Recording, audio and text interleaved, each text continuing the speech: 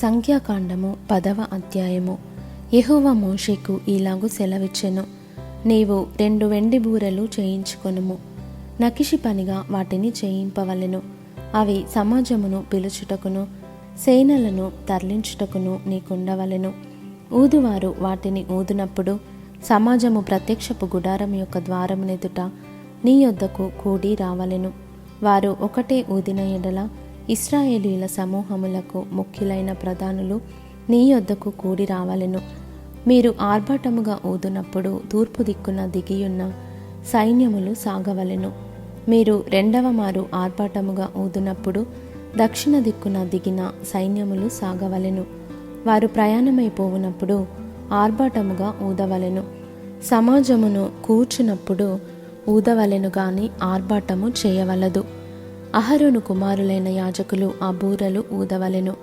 నిత్యమైన కట్టడను బట్టి అవి మీ వంశముల పరంపరగా మీకు ఉండును.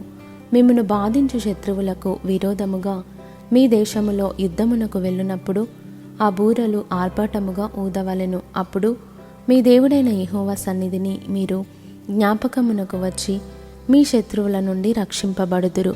మరియు ఉత్సవ దినమందును నియామక కాలములయందును నెలల ఆరంభములయందును మీరు దహన బలులను గాని సమాధాన బలులను గాని అర్పించినప్పుడు ఆ బూరలు ఊదవలెను. అప్పుడు అవి మీ దేవుని సన్నిధిని మీకు జ్ఞాపకార్థముగా ఉండును. మీ దేవుడైన యెహోవాను నేనే. 2వ సంవత్సరము 2వ నెల 20వ తేదీని మేఘము సాక్ష్యపు మందిరము మీద నుండి పైకెత్తబడెను గనుక ఇశ్రాయేలీయులు సీనాయి అరణ్యములో నుండి ప్రయాణములు చేయసాగిరి. తరువాత ఆ మేఘము పారాను అరణ్యములో నిలిచెను. యెహోవా మోషే చేత పలికించిన మాటను బట్టి వారు మొదట ప్రయాణము చేసిరి. యూదీయుల పాలెపు ధ్వజము వారి సేనల చొప్పున ముందర సాగెను. అమ్మీనాదాబు కుమారుడైన నయస్సోను ఆ సైన్యమునకు అధిపతి. ఇశ్శాఖారీయుల గోత్ర సైన్యమునకు సూయారు కుమారుడైన నెతనేలు అధిపతి. జెబూలూనీయుల గోత్ర సైన్యమునకు హేలోను కుమారుడైన ఏలియాబు అధిపతి. మందిరము విప్పబడినప్పుడు గెర్షోనీయులను మెరారీయులను మందిరమును మోయుచు సాగిరి. రూబేనీయుల పాలెము ధ్వజము వారి సేనల చొప్పున సాగెను. ఆ సైన్యమునకు షెదేయూరు కుమారుడైన ఏలీసూరు అధిపతి. షిమ్యోనీయుల గోత్ర సైన్యమునకు సూరిషదాయి కుమారుడైన షెలూమీయేలు అధిపతి. గాదీయుల గోత్ర సైన్యమునకు దెయువేలు కుమారుడైన ఎలియాసాపు అధిపతి. కహాతీయులు పరిశుద్ధమైన వాటిని మోయుచు సాగిరి. అందరూ వచ్చిలోగా వారు మందిరమును నిలువబెట్టిరి. ఎఫ్రాయిమీయుల పాలెపు ధ్వజము వారి సేనల చొప్పున సాగెను. ఆ సైన్యమునకు అమీహూదు కుమారుడైన ఎలీషామా అధిపతి. పెదాసూరు కుమారుడైన గమలియేలు మనష్షీయుల గోత్ర సైన్యమునకు అధిపతి. గిద్యోని కుమారుడైన అబీదాను బెన్యామీనుల గోత్ర సైన్యమునకు అధిపతి. దానీయుల పాలెపు ధ్వజము సాగెను. అది పాలెములన్నిటిలో వెనుక నుండెను.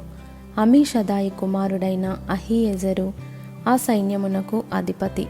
ఒక్రాను కుమారుడైన పగీయేలు ఆషేరీయుల గోత్ర సైన్యమునకు అధిపతి. ఏనాను కుమారుడైన అహీరా నఫ్తాలీయుల గోత్ర సైన్యమునకు అధిపతి.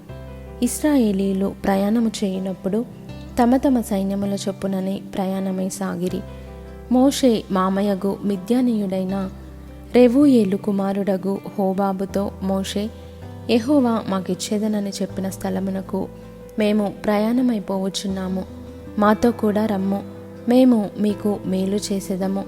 యెహోవా ఇశ్రాయేలీయులకు తాను చెయ్యబోవు మేలును గూర్చి వాగ్దానము చేసెననగా అందుకతడు, నేను రాను, నా దేశమునకును నా వంశస్థుల యొద్దకును వెళ్ళుదుననెను. అందుకు మోషే, నీవు దయచేసి మమ్మును విడువకుము. ఎట్లనగా ఈ అరణ్యమందు మేము దిగవలసిన స్థలములు నీకు తెలిసియున్నవి. నీవు మాకు కన్నుల వలె ఉందువు. మరియు నీవు మాతో కూడా వచ్చిన ఎడల యెహోవా మాకు ఏ మేలు చేయునో ఆ మేలును బట్టి మేము నీకు మేలు చేయుదుమనెను. వారు యెహోవా కొండ నుండి 3 దినముల ప్రయాణము చేసిరి. వారికి విశ్రాంతి స్థలము చూచుటకు ఆ 3 దినముల ప్రయాణములో యెహోవా నిబంధన మందసము వారికి ముందుగా సాగెను. వారు తాము దిగిన స్థలము నుండి సాగినప్పుడు యెహోవా మేఘము పగటివేళ వారి మీద ఉండెను. ఆ మందసము సాగినప్పుడు మోషే, యెహోవా లెమ్ము, నీ శత్రువులు చెదరిపోవుదురుగాక, నిన్ను ద్వేషించువారు నీ ఎదుట నుండి పారిపోవుదురుగాక అనెను. అది నిలిచినప్పుడు అతడు, యెహోవా ఇశ్రాయేలు వేవేల మధ్యకు మరలా రమ్మనెను.